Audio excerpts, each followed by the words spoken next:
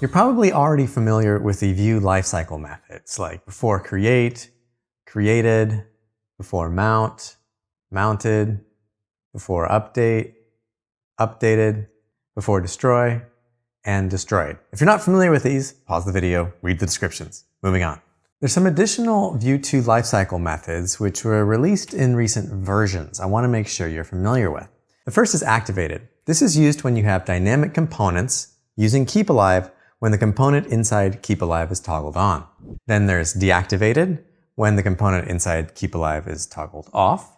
And error captured. This is called when an error from any descending component is captured. If you want to learn more about how these work, check out the documentation. But let's now dive into changes with Vue 3. First off, the before destroy lifecycle method can also be written as before onMount.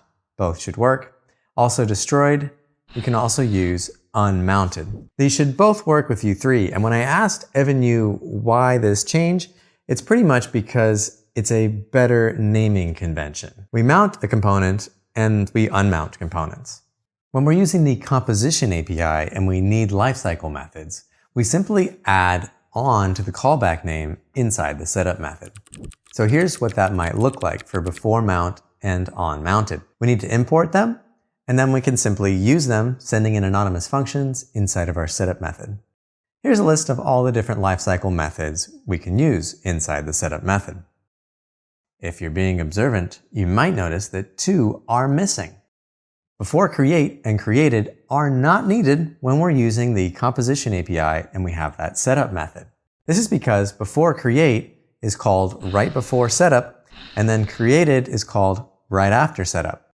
So code that would normally be put inside of these hooks should now be placed inside of our setup method. A good example here would be API calls. Typically we put those inside of before create or created, and instead we can call them from our setup method.